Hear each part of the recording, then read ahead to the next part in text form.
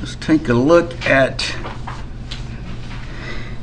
the remaining portions of the work that we have to do. Here is molecules and compounds. You should be aware of the material here and continue your study. Look in textbooks online. I put some worksheets, so please invest in those. It doesn't take long. Most of the material is probably familiar to you, but keep it warm. Today we want to look at molecules and compounds and these topics here, and try to at least cover as much as we can. Nomenclature can get quite extensive, so we'll make every effort to do as much as we can.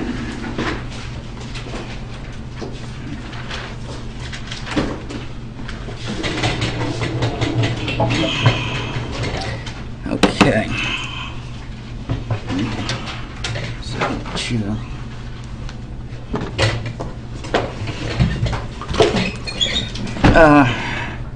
up to this point, we've tried to present the course based on the organization imposed or suggested by the Dalton postulates,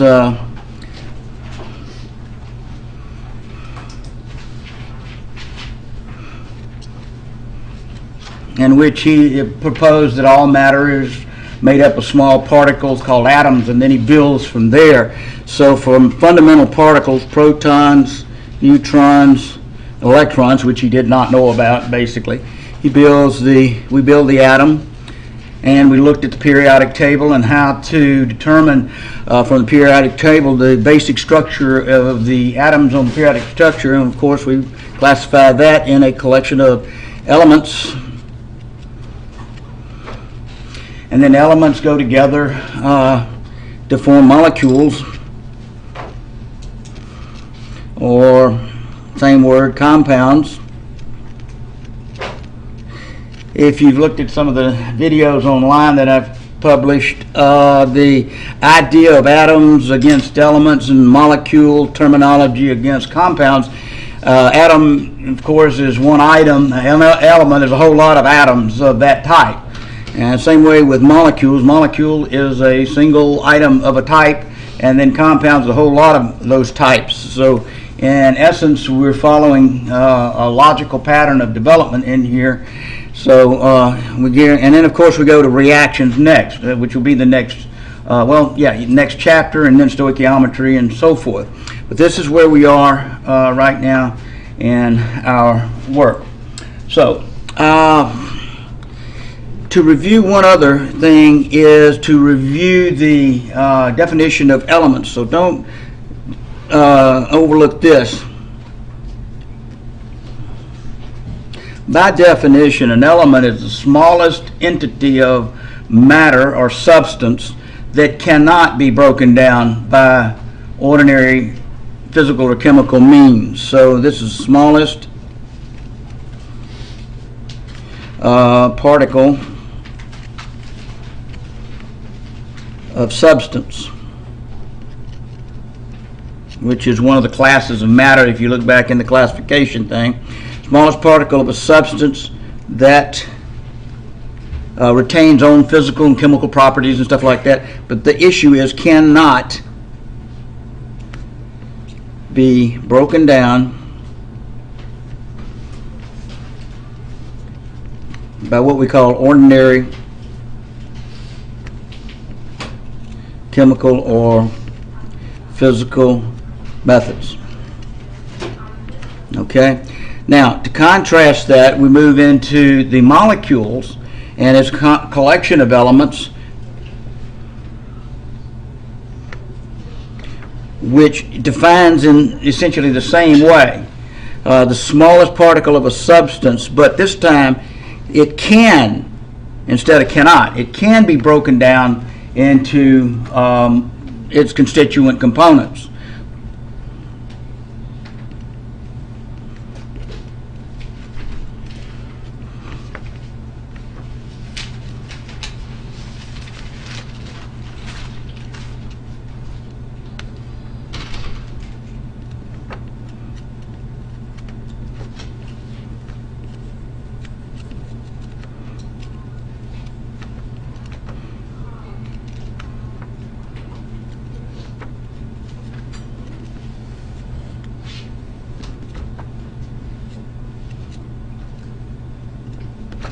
Okay, so when we're talking about ordinary chemical and physical methods and breaking something down, that's heat, light, or electricity, which we call the imposed method of physical and chemical change.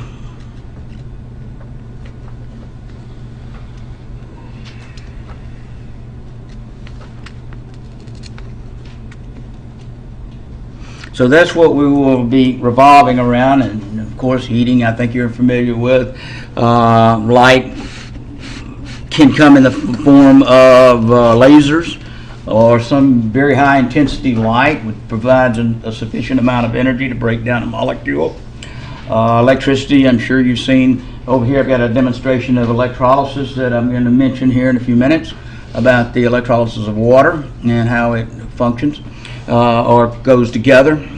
But anyway, when we move now into the idea of molecules and composition of molecules, molecular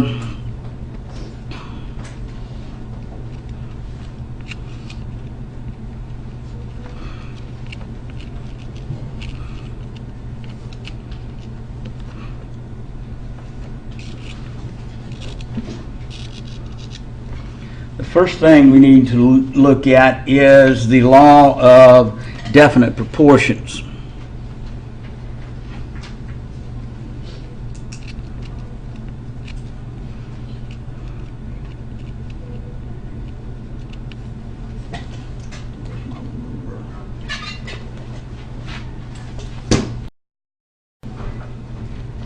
When we talk about the law of definite proportions, it's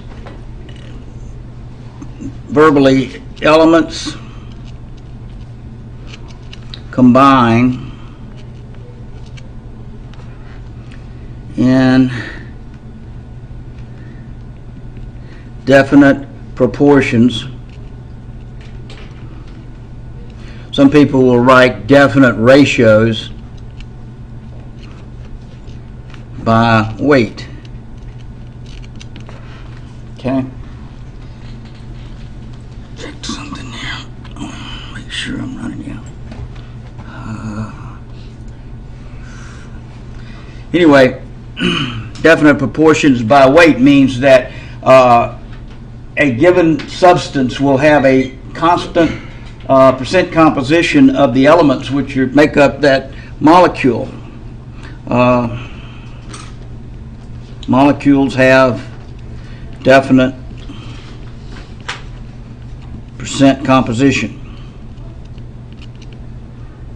which gives them their unique properties and characteristics. Now, there may be a number of molecules with the same percent composition, okay? But there are other things that go into this. So don't think just the percent composition defines the molecules. So just a little disclaimer there on the issue. Take, for example, water, H2O. Most of you know how to calculate molecular weight, and we'll cover that again in time. But molecular weight, a formula weight in the simplest form is add up the atomic weights that you obtain from the periodic chart, which is 2 hydrogens plus, in this case, 1 oxygen. And so this would be rounding, and this is what I do for the simplicity of what we're doing, round to 1 atomic mass unit or 16 atomic mass units, AMU. Later on we'll add something to that. But this comes out, of course, 18 atomic mass units, which we call the total component, total mass. Now, if we take into account the elements as they compare to the total mass, we're calculating the fractional composition of that element in that compound, or the percent composition if you multiply by 100. So the percent composition, or some people refer to it as percent elemental composition, would be the mass of element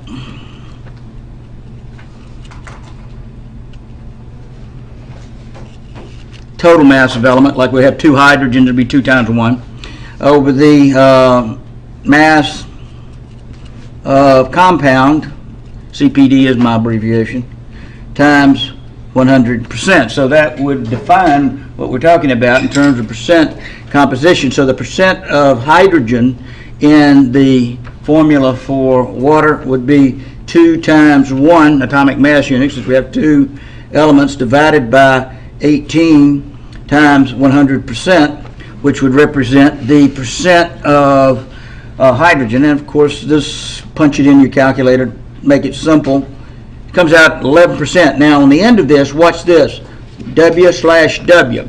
It means the percent was calculated by a weight-weight ratio. You'll see that published in, no explanations of it in the literature, but you'll see V/V for volume ratios, or M/V's for mass volume ratios. And so when you see something like this, it will be indicating that, how did you calculate it? Well, we use mass ratios. Some people will also say this is 11 weight percent, or 11.0 weight percent is another terminology that you might kind of get used to. Let me make a better 11 here.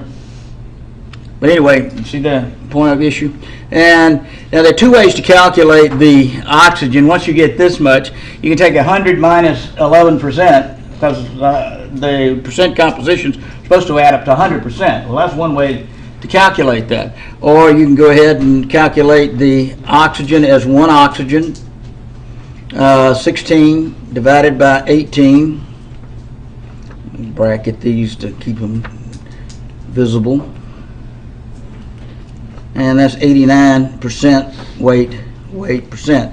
The sum of your percentages should be 100 weight percent.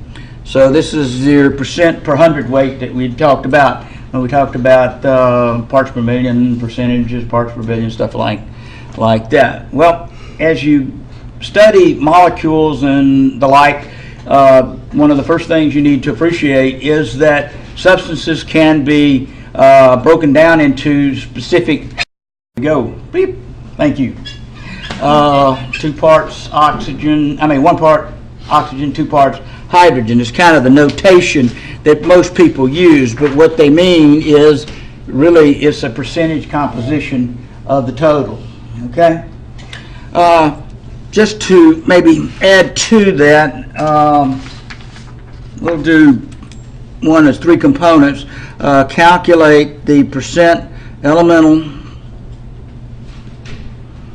composition of H2SO4. That's sulfuric acid. We'll learn about its nomenclature here in a little bit. So I'm going to move this up right to here. Okay. First thing we need is the formula weight, and then we take the part over total times 100 of each element.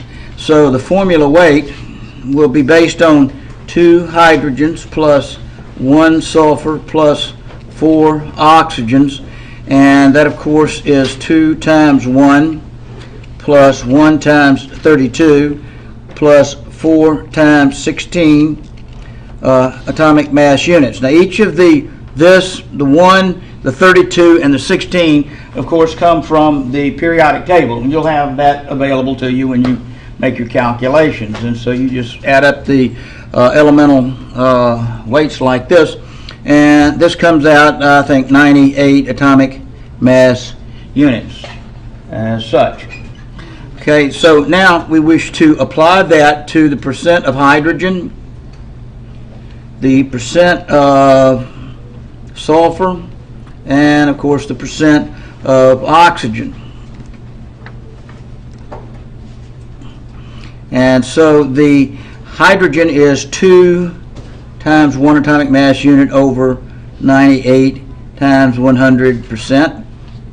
And sulfur is 1 times 32 over 98 times 100%. And oxygen is 4 times, 4 times 16 over 98 times 100%. Thought I made a mistake here. Like that. Okay. So we run that out, we find 2.04% here.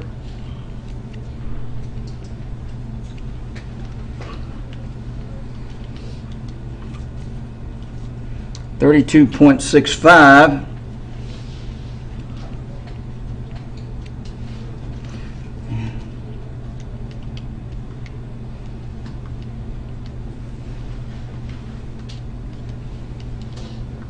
And 65.31.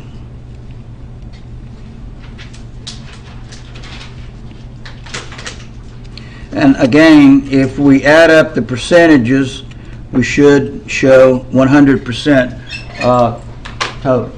So when you're playing with it, now we'll run into some problems in the near future where we'll start the problem with a percent composition issue, and they come out of the book or off of a test booklet or something.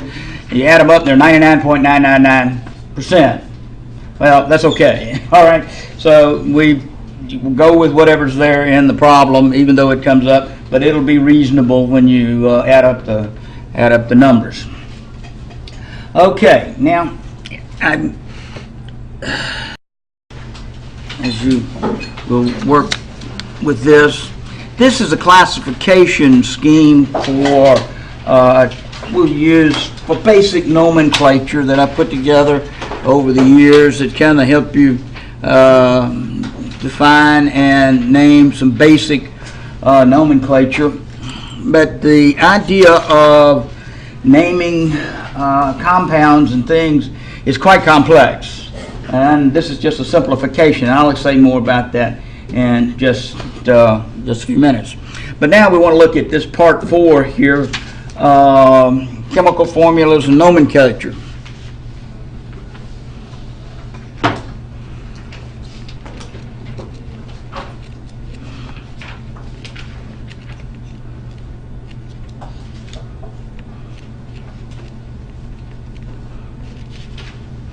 Nomenclature of substances. Now, when we classify formulas, we're talking about the types of formulas that you will be running into. AGIC. Okay. So this first note is types of formulas. Okay. So in the textbook, you'll run into 3, 4 types of formulas. You'll run into molecular formulas, ionic formulas, structural formulas, empirical,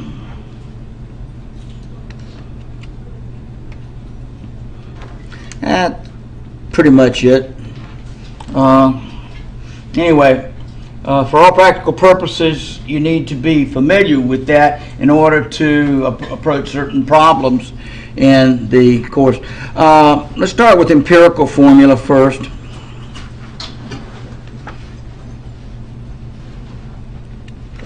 This represents the smallest whole number ratio of elements in a given compound.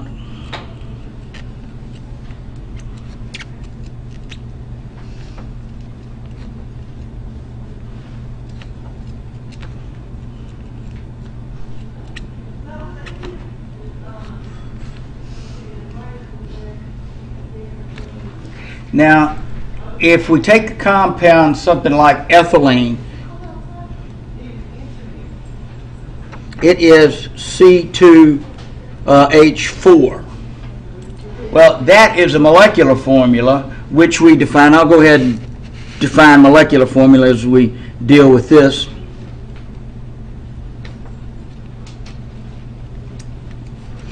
It's the same definition except its actual whole number ratio of elements in the formula.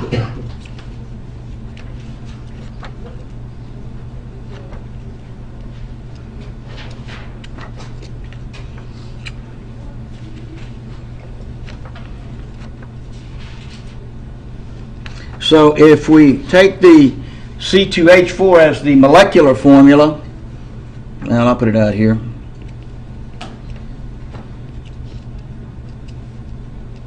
Now we can divide each of those subscripts by 2, and we can put it here, divide by 2. It gives the empirical formula.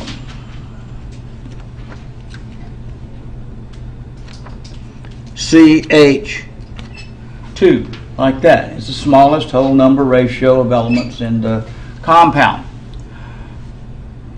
The issue is to be noted is that that's not a real substance.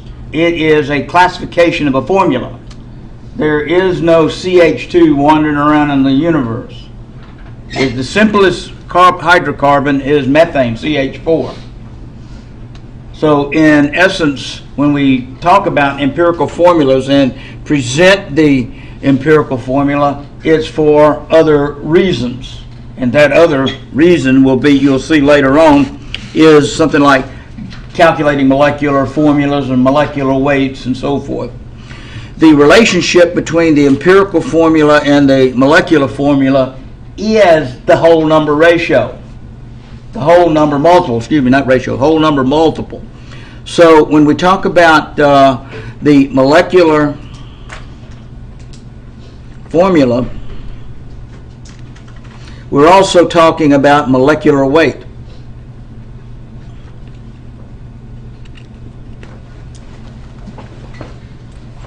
And the relationship between this and the empirical is the whole number multiple.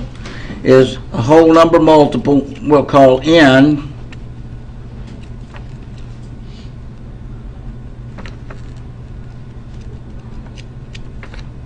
times the empirical formula.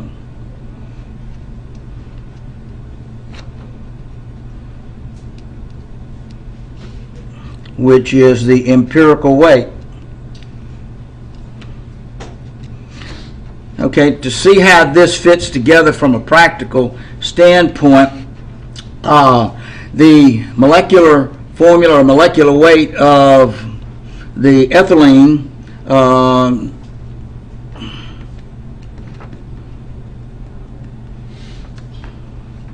is 28 atomic mass units. The formula weight of CH2 is 14 atomic mass units. So it's easy to see that the relationship between the formula weight of ethylene is a whole number multiple of the formula empirical weight of CH2. That is C2H4, and you can do it like this, N times CH2. That is 28 AMUs equals 2 of the 14 AMUs. So this whole number multiple is very important as comparing these two types of formulas. And we will work problems in the future that start with determine the empirical formula based on certain percentage of fractional compositions. And we'll determine from that molecular formula based on a given molecular weight, and you'll compare it to the empirical weights like this. And it's to calculate N, and once you have the empirical weight from whatever method of calculation, you just calculate the N, multiply it through, and you get the molecular formula. So I want you to, the issue here is, do you know the difference between an empirical formula, smallest whole number ratio, and the molecular formula, actual whole number ratio? Now, there is another issue in chemistry known as the law of multiple proportions.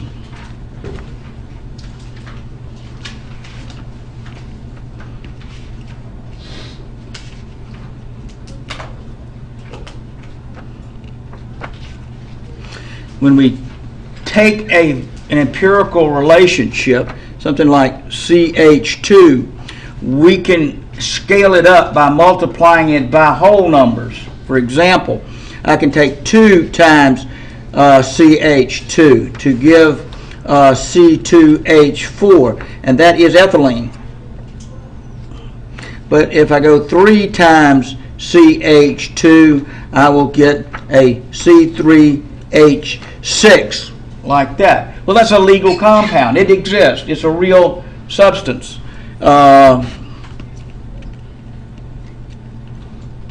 Propylene and so forth. The nomenclature right there is not as important as you understanding what I mean by multiple proportions. 4 times CH2 gives you a C4H8. This is real compounds that exist and can be isolated and studied for what and used for whatever potential reason you have. But what we mean by the law of multiple portions is that a given empirical formula may be the empirical formula of many compounds, not just ethylene. It may be many because it can be scaled up by whole number multiples like this, and that's called the law of multiple proportions. Kind of an abstract idea, but you can go to 5 and you have CH2 and so forth. I'm not going to keep writing these. Those are real compounds. This is a butane something or butene formula, and this is a pentane formula, and it begins to get formulas get kind of structurally complex once you start getting up in here. But at any rate, I think that kind of clarifies the idea of multiple proportions. Okay. We also want to look at structural formulas. Now, these you'll see probably for the most part when we get to organic chemistry or structures like that, and I do use them to emphasize and explain the behavior of certain issues, bonding and ionizations and things like that, because structural formulas make it easier to understand.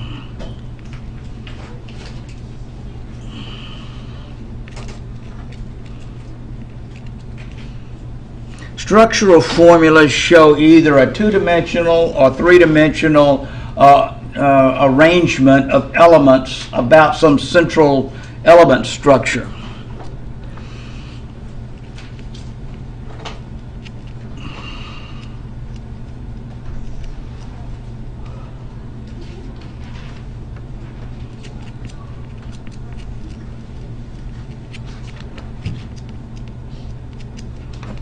I just say other elements. Okay. You can have them simply presented as easy as water. That is a two-dimensional, roughly three-dimensional structure of water. It's called a bent angular formula. You'll learn about that late in the semester when we get to geometry. But it shows the two-dimensional orientation, and that hydrogen is attached to hydrogen by these little bars right here are chemical bonds. And each, just for your benefit, each bond has 2 electrons. Other structural, these dots up here that you see here are what we call non-bonded electrons. Non-bonded electron pairs. Free pairs. Okay? Just showing you the notation right now. You don't have to do anything with it other than learn what it is right now by definitions. And later on, it's very important that you do learn what they do and why they're there, because it governs the chemistry of the molecule and behavior physics of it too. Some examples, other examples. Here is the, like I mentioned a while ago, CH4 methane shows the arrangement of hydrogens around carbon, and that's a two-dimensional flat picture idea of it. But from a 3D standpoint, you might have this as a representation of methane. This is also methane. And it's called a tetrahedral.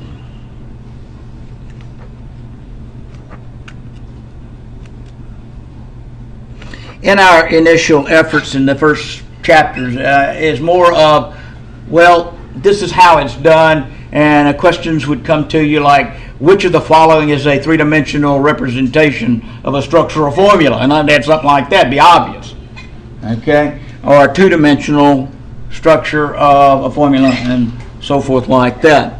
But you have many different base, what we call parent structures and three-dimensional structures. If I drew a little dotted lines to it, you could see for those that are inclined geometrically, you can see a little tetrahedron in there, and that's where it gets its name. But you'll have 2Ds like that. There are more complex molecules.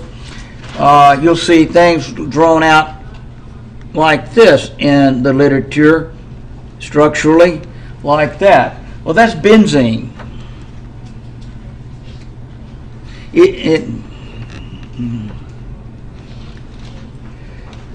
This is chemically classified as a cyclohexatriene. It's got 3 double bonds, is what it. But anyway, here's the same issue. Now this one will show some dots like this to kind of complete what we call the octet form of it. All elements that are structuring this have what we call an octet, except hydrogen. It has a duet, and we'll get to that in due time. But they can get quite elaborate in structural arrangements and showing how the reactions take place. But structural formulas are presented mostly so that you can show how the chemistry and the reactivity and the mechanisms take place for changing from one form to the next. But at any rate, those are just some definitions and things that we need to look at. Now, formulas are also classified in terms of ionic and molecular.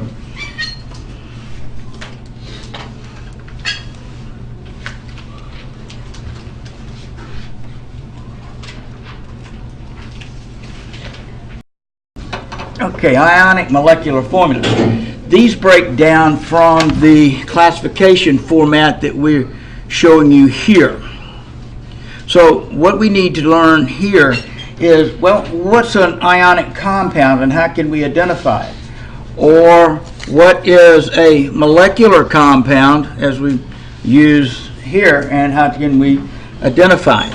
Well, from the flow sheet, you can see that I've identified the composition of an ionic compound.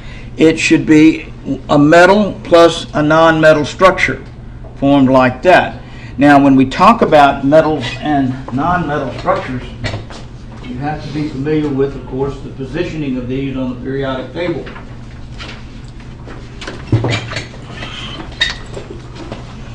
And so if you have your periodic table and would like to, and I've got some more around here, so over here if you want to come get one,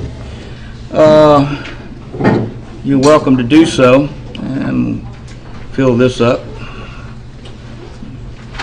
So on a periodic table, we want to look at it, and remember there is a dividing line between the certain elements in here. Let's see, I'll use this color right here. Kind of drops down through here, then over here, steps,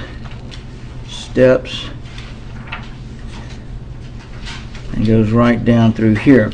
Those elements which are in immediate contact with this line, this staircase, are referred to as your metalloids.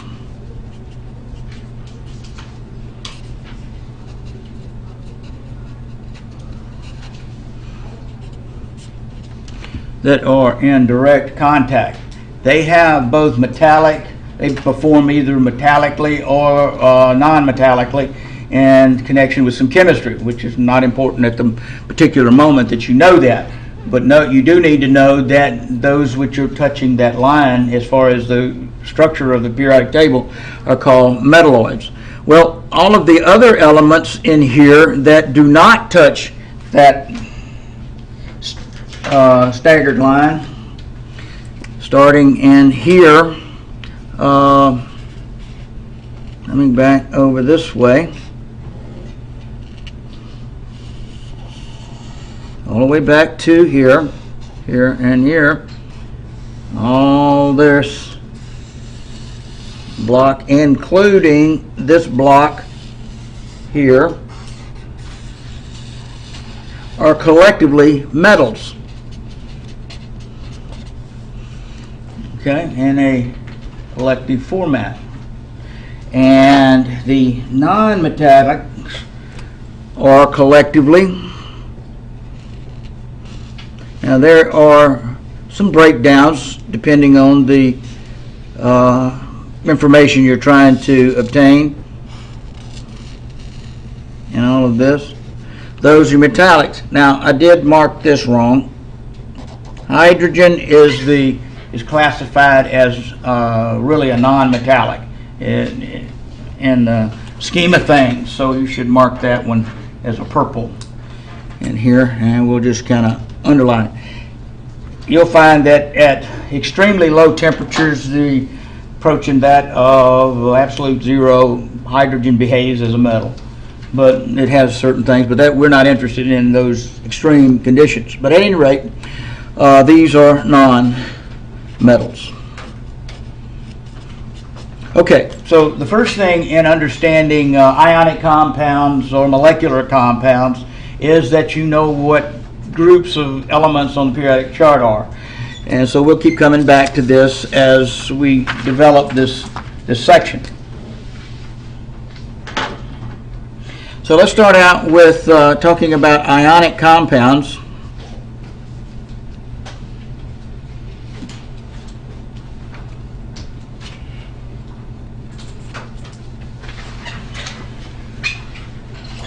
When an ionic compound is written, of course, it's a metal element plus a non-metal element. That's the first criterion for it. Something from the left side of the periodic table in the orange region in here, plus something we like to say on the extreme sides of the table, hydrogen plus anything in the purple blocks. So an example is, I got one other thing to say before I give you that. These elements, while they combine in definite ratios by weight, remember mentioning that, have to be in definite ratios by weight, and what governs that is what we call a balance of charge, oxidation state. So these elements, once they go undergo ionization, especially in the ionics, will hook together so that when you add up all the oxidation states is equal to zero. It's a very important concept. That is, the sum of all oxidation states out of your charges must equal zero. Now you'll see me write that frequently as sum of all Q equals zero. Same thing, Q being the charges or oxidation states on elements. So in order to write an ionic formula, you have to pick it from a metal group or a non-metallic group, and second, you need to know how to put the oxidation states on these elements. Real simply, for the first one, you take sodium plus chloride will go to sodium chloride. Well, how do I know if sodium chloride is 1 part sodium and 1 part chloride? Because the sum of charges equals zero. It tells me how many of each of the elements I'm supposed to put in there. But I also have to know how and why they have charges as they do. Well, the given right now is that sodium is a plus charge, +1, and chloride is a -1 right now. So that's a given. I'll show you why they do that here in a minute. Okay, so +1 plus a -1 equals 0 for that combination of elements. Does that make sense? So once you understand that, then you can start putting elements together and get the right ratios for the ionic compound. Iron plus 2 plus chloride minus 1. So you want to put an iron and a chloride together so that it forms an iron chloride molecule in the right numbers, subscript numbers. It tells you how many elements of each type you have. Well, if I add 2 plus a minus 1, I do not get 0. But if I use 2 chlorides in there, I will have a plus 1 plus 2 plus 2 minus 1s equal 0, which tells me I should carry 2 chlorides on that formula structure. Well, all ionic compounds do this. Sum of charges must equal 0. And you have to know how to identify these charges or oxidation states. And that's what I'm going to work on right now. And then we'll start working more compounds. Okay, oxidation state.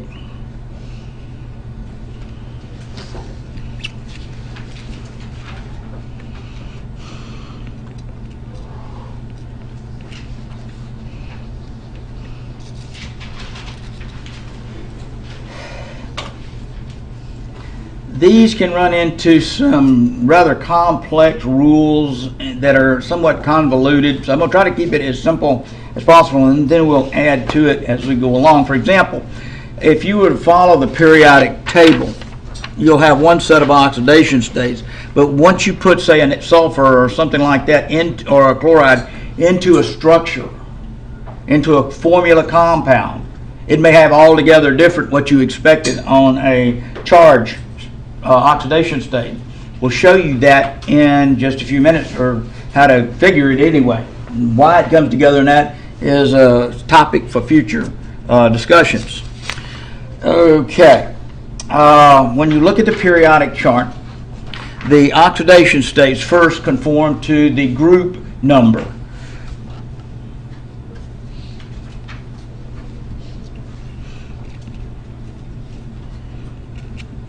Okay, the group number conforms to the charge numbers. Like element group 1, the alkali metals, will give you a +1 charge.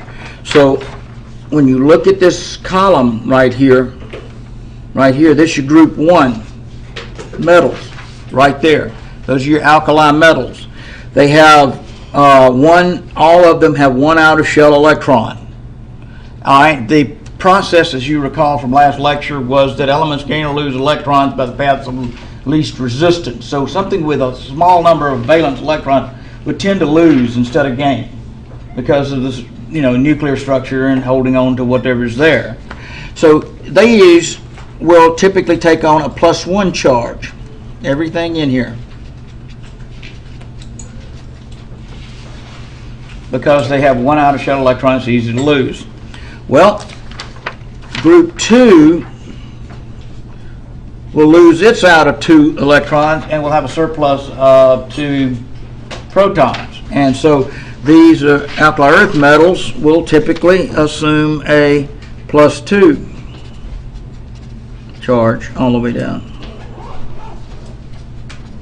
So the group positioning tells you how many outer shell electrons it will lose to provide that oxidation state.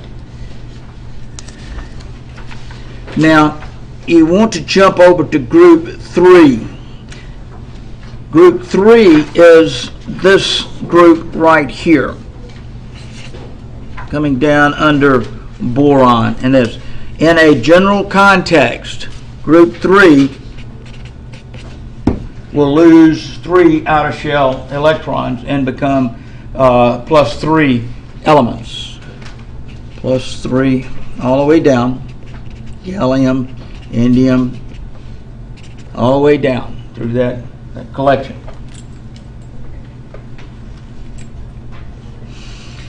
These elements, groups 1, groups 2 3A, 4A, 5A, 6A, 7A, and 8 are called the main group elements.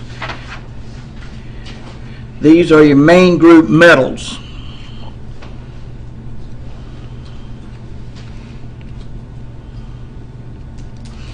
Typically, they will follow the group number in terms of the charge when making ionic compounds.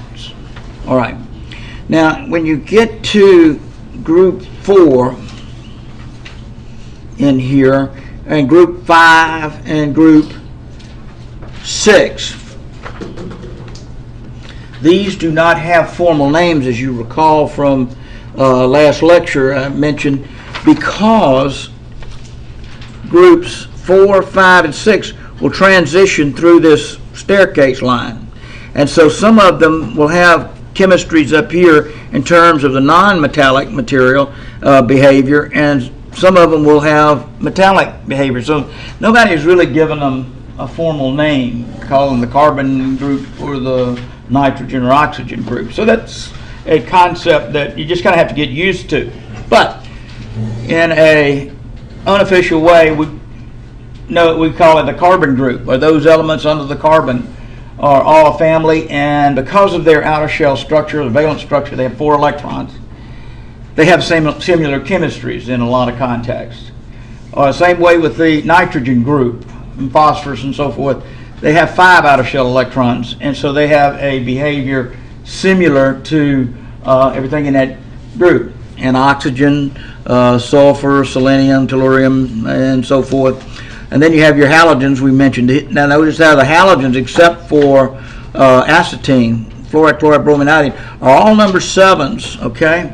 And so they have a formal name because you got 4 out of the 5 in the group listed. So it's a little more complex than I'm simplifying it, but just go with group 7 is halogens. Please try to remember that. But anyway, at the carbon group, we somewhat change over to the elements that have a greater tendency to gain electrons in the valence instead of lose electrons in the valence. So now carbon's kind of an iffy depending on the structure that is in. For example, there is C2 oxygen, C2, excuse me, there, 2 minus. Remember that one? Well, carbon's positive in that, okay? That's your oxalate. It was on your quiz thing. But for right now, while we're trying to learn this little issue, that's going to be a -4. It has 4 outer shell electrons. So group 4 will assume a -4 for right now. And we'll explain the more complex issues as we get to them. Here we have 5 outer shell electrons. Let me clarify this a little bit more. Notice we've got 4 outer shell electrons here with carbon. The rule is elements gain or lose electrons by the path of least resistance to achieve an octet. The rule is octet. So we got 4 that are already there, so we need to add 4 electrons to that structure to give an extra 4 electrons, so that would be a -4. So in essence, that's what we're trying to refer to. How you use that right now is not important. The importance is that at the carbon group, there's a greater tendency to gain electrons instead of lose electrons. Well, it's certainly greater in the group 5. Let's watch this. We got 1, 2, 3, 4, 5. So the question is, would it be easier to lose 5 or gain 3? Well, based on the structure of the element and nucleus and all this, it gains 3. I think you can see that, I hope. Okay? Sorry. Let me try that again. Should be nitrogen. My bad. I'm putting uranium gear for mouth in motion. Okay, so here we have 1, 2, 3, 4, 5, but we have to get to an octet. So that means we have to add 3 electrons. Now each electron is negatively charged. That doesn't mean there are 3 pluses. So when we fill up nitrogen, it also takes on an octet, but it takes on a -3 net charge because there's 3 more electrons than there are protons. You can look at the atomic number 7, okay, and it's got 10 electrons and 7 protons. So the natural 7 pluses and 10 negatives minus 3 net, which accounts for that. Everybody good on that? And you sure? Okay. All right. So anyway, so everything in group 5 now, right through here, is a minus 3 now. So we're going to go with that for right now until we get to some more complex issues. Here you have 6 outer shell electrons gaining 2. So this would be a minus 3 for that. This would be a minus 2. Say oxygen, 1, 2, 3, 4, 5, 6, like that. It would need to gain 2 electrons. Oxygen, 1, 2, 3, 4, 5, 6, 7, 8. And so it'd be a minus 2. Okay, it's got 10 electrons, 8 protons. Voila, the net difference is a minus 2. Some of this, most of you probably are very familiar. Don't mean to bore you to death. But anyway, group 7, the halogens, minus 1, very important. And here we have halogen, fluorine. We'll just stay with that one. 1, 2, 3, 4, 5, 6, and 7. And it needs to gain 1 electron, and it becomes a minus 1 in its net structure. So when we look at periodic table, those are the first things we need to identify. The main group metals, and these of course are the main group nonmetals.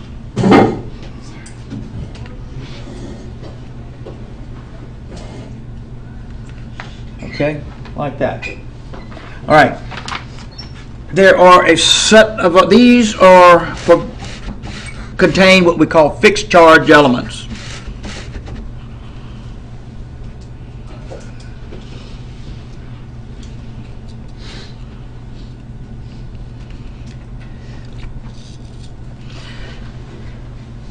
No matter what compound it shows up in, it always has the same charge.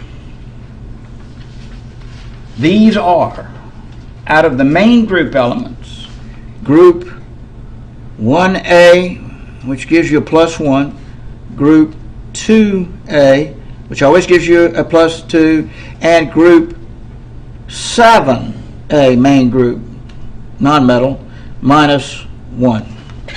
The other elements in the main group structure, okay, have variable charges, variable oxidation states. Nitrogen, for example, may have 5 to 6 oxidation states. So you can't really say it always has a minus 3.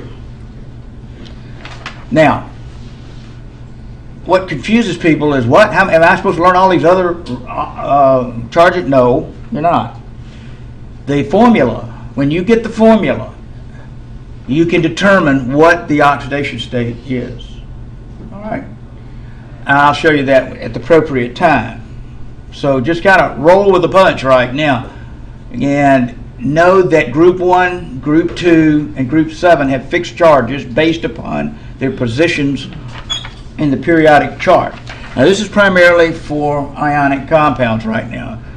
We'll find out halogens can have about 1, 3, 5, 7, 4, as many as 4 oxidation states. But we'll get to that in time. But you determine that from the formula it is in. Okay? We'll get to it. Now, this is the other metallic fixed charge elements, and they're all metals. There are 2 sets in here that I want you to be aware of.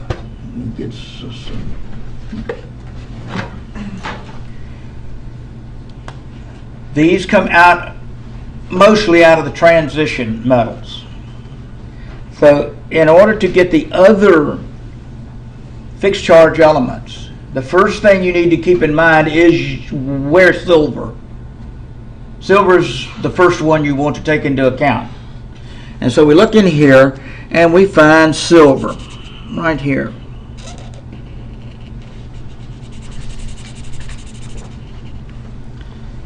Silver always has a plus 1 oxidation state.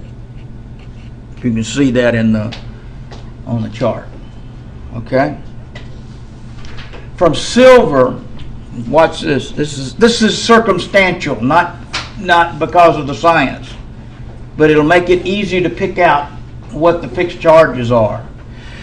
Go to the right through indium and then straight up through aluminum, back over down here and through that set.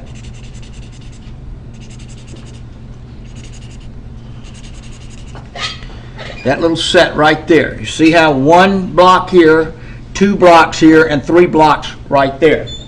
Circumstantial again, okay? So once you find silver, it's a single block, +1. But the next 2, zinc and cadmium, are always +2s. 2 blocks, +2s. Circumstantial, not physical or chemical, not scientific, but it is useful.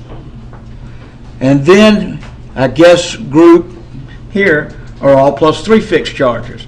Now, those down in here are variable. They have some other cationic charges, and boron usually is a fixed charge, but we don't. It's a metalloid, and we throw it in for some other things. But when you look at the pattern that I've given you right here, you can figure those fixed charge elements that have 1 silver, 2 zinc, cadmium, and then those 3 right there. Now there's another set on the other side of the chart, does the same thing, except it will start with tantalum. So you got to find this element right here, number 73. It's not hard. So you only have to remember silver and tantalum, where you start these. Okay, then you go here, back here, up to here, and back over, like that. And so you have these, and that set right there. Okay, now, these don't follow 1 block, 2 block, 3, +1, +3. This is actually a +5 oxidation state for tantalum. And it goes to +4, +3s, which is 3 blocks. That fits, okay? But 2 and 1, but they're in a logical pattern there for. Now you have to look at these and remember, because you'll have a periodic chart to work with, but you got to be able to find tantalum and silver and then work back. You got to remember tantalum is 5, and then next 2 are 4s, and then 3s, 2s, 1s. So it's more of a circumstantial pattern issue that you have to keep up with as we go through this kind of material. Okay, the rest of it is real easy. If they are not in these groups that I've just given you, group 7, this set, 1, 3, they're variable charges. Simple as that. So if you know the fixed charges, everything else is variable. And the only ones that will be outside this totally are the noble gases, or the mobile elements. They always have an octet. They don't carry a charge in the context of oxidizing, either gaining or losing electrons. They follow some other issue which we'll learn about much later. Okay, so how does this fit in writing formulas now? Okay, bear with me. Okay, so fixed charge elements plus whatever we showed you in the idea.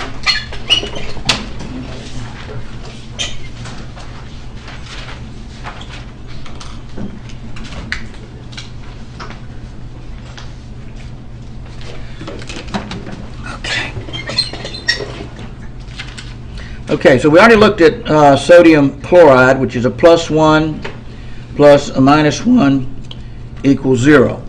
What if we had potassium and, for the most part, well, we'll go bromide. We'll keep it simple for right now. So when you look at this structure, you look in the periodic table and you see the potassium's in group 1, bromide's a group 7, Those are always fixed charge. This is a +1. This is a -1. So you apply those here, plus, minus, and you get potassium bromide. That's a 1-to-1 combination right there. See the idea? Okay, it's like that.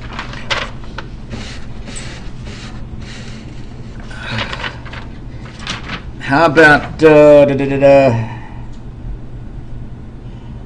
I'm scribbled over this thing so bad. Oh, let's just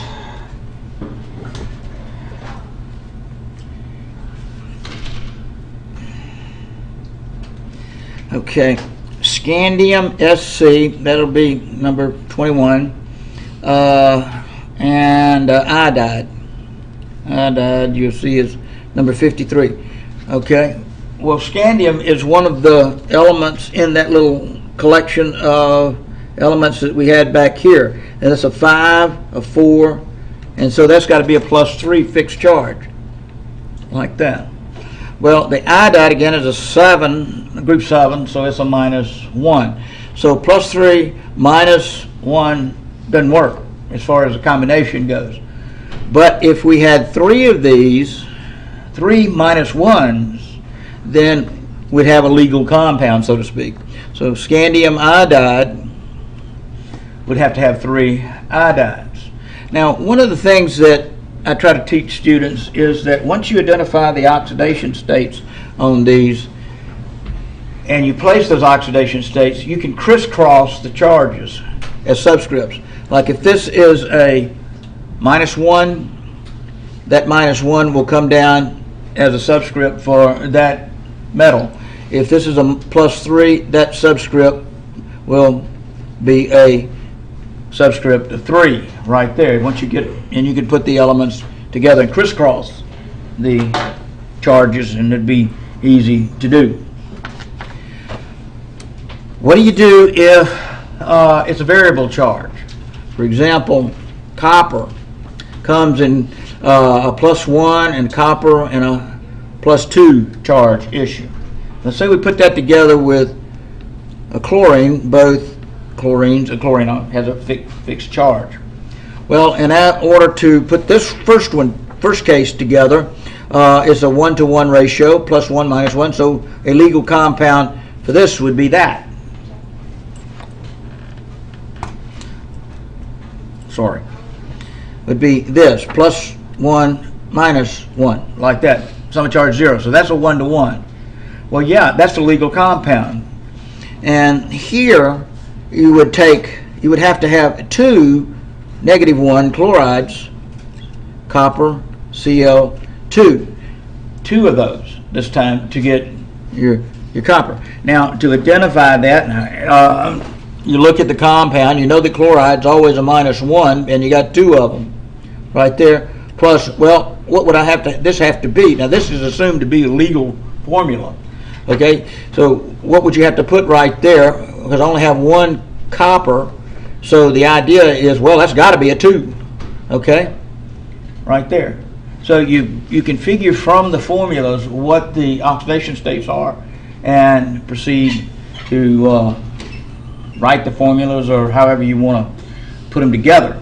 Now, you'll see in nomenclature we can separate these variable charges. This would be a copper 1, and this would be a copper 2. So those will go into the nomenclature and build from there. Okay, I'm out of time on the lecture portion, so let's see where I am in the big picture here.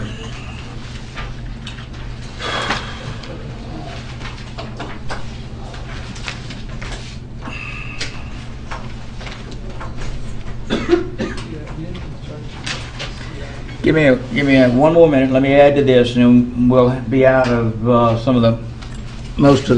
be out of the ionics.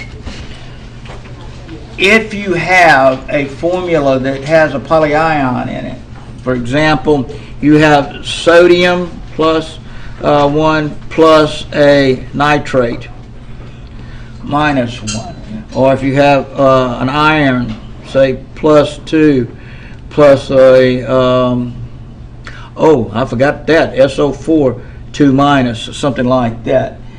In ionic compounds, you always reduce to the smallest whole number ratio. I forgot to mention that. I'll show you this. Calcium plus 2 plus sulfur minus 2 would come together as a calcium sulfur. But you do not, listen to me carefully, if this is 2 and 2 at 0, your subscripts are not that. That's wrong. You reduce to the smallest whole number ratio for ionic compounds.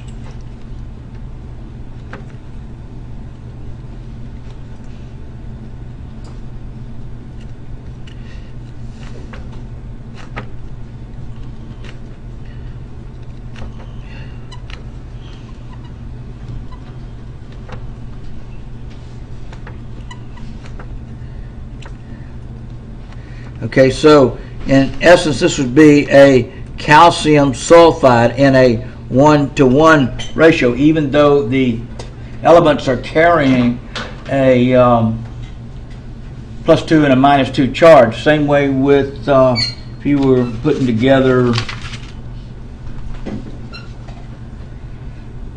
zirconium sulfide. Let me show you that one real quick. Zirconium plus sulfur, this is a 2 minus, and this is a +4. Well, it would appear that this would come together as zirconium subscript sulfur 4. Well, that's not true, because it's a metal-non-metal combination.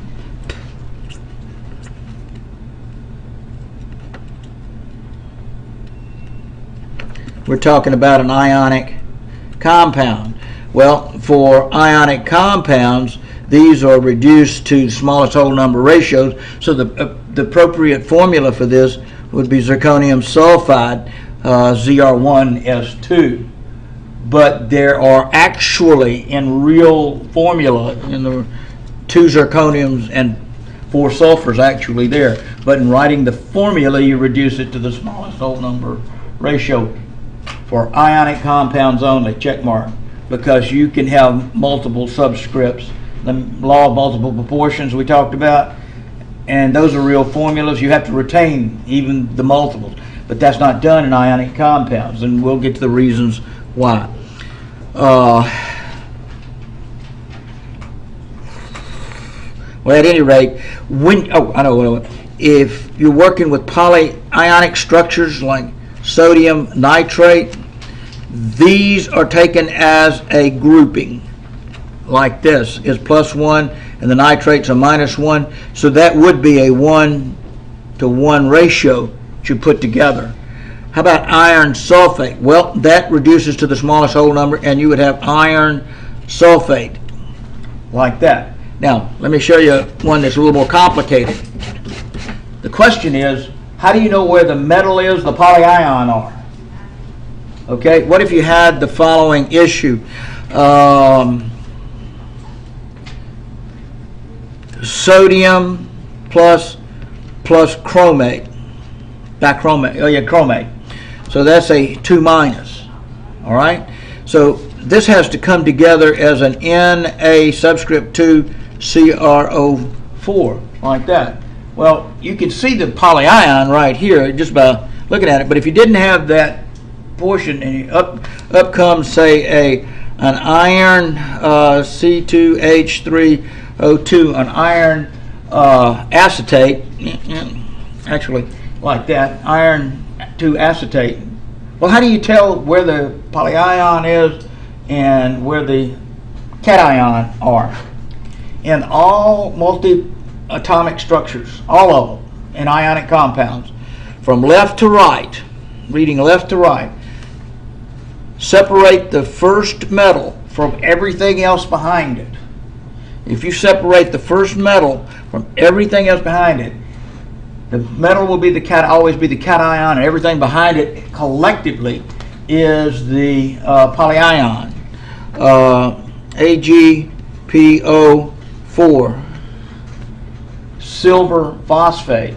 So you separate this one, the first metal is silver, and everything behind it's got to be the polyion. So if you're working with polyionic compounds, then you want to take from left to right the first ion out, and then the rest of it is an anion. In ionization, when we get to there and we start breaking these compounds down for reactive purposes, that's where they'll break apart. This will break apart here between sodium, or it'll produce the sodium and chromate. This one will break down into iron plus two acetates minus, like that. So one of the things you need to learn early here is when you look at a metal-nonmetal ionic compound, you see the cation kind of intuitively and the anion. The only ionic compound that you'll run into doesn't have a metal cation. The only one that doesn't have a metal cation is ammonium. If you have NH4 plus some polyion, ammonium sulfate, for example, like that. This will come together as an ammonium. You put the parentheses so that you have 2 minus charges, and SO4 2 minus right there. So it's a balance, but that's the way that formula should be written.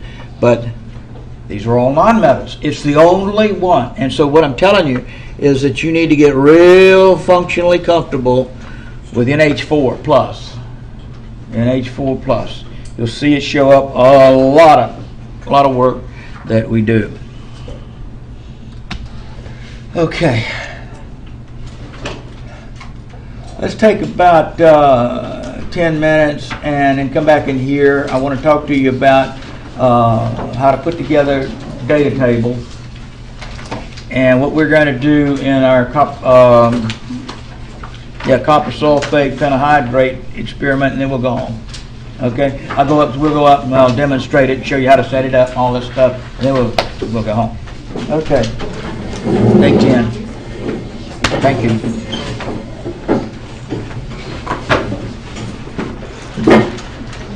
Yeah, put it in the box. If you haven't turned in a notebook, you need to get it graded, or noted, or put it in the box, please. You got to turn in a notebook to get credit.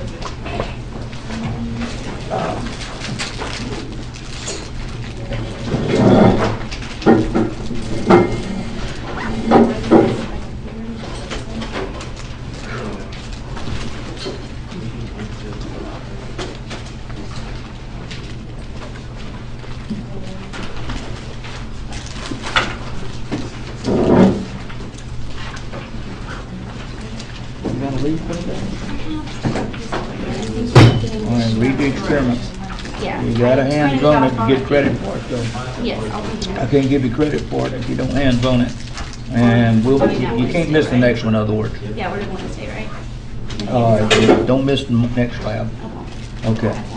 Have a good day. Thank you. Do you have a hole puncher?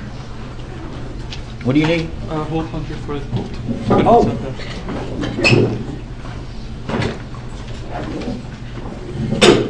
Is there just one patient in that lab, or is there more? There's just one. Excuse me. Here comes. I'm going to set it up here. Then anybody else need the gold punch? I'll shut down.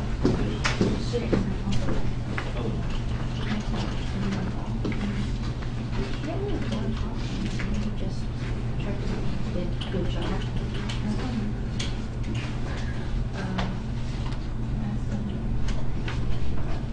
Do I? Okay. That's all right. There you go, buddy. Thank you. Put a smile on there, this way in. I got the one, the first Look at one. you know, But I didn't know if you in a just did box, that the one? second Oh, one. I didn't get anybody specific grade. Yeah. No, I didn't get any comments on this one. Oh. But it's separate, because I'm putting it separate from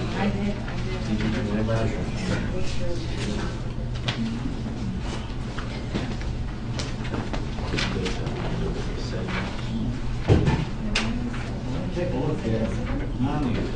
Wow, this that's everything. I just looked to see if everybody did what I asked them to do. Looks like it's good. Let me tell you what. I can do this in 5 minutes or so. Why don't you keep it, taking notes? Okay. Okay? And Turn it up. leave it with me Okay. and after school, after class, and I'll look at it. Great. Okay.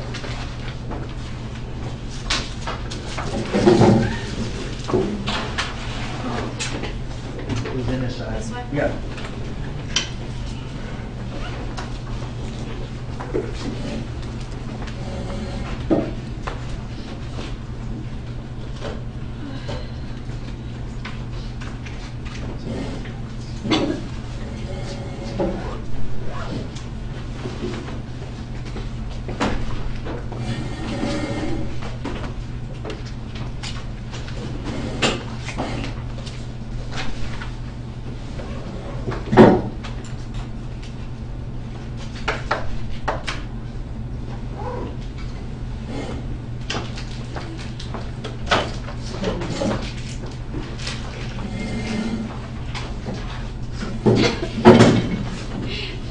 Sorry. Oh, you're good.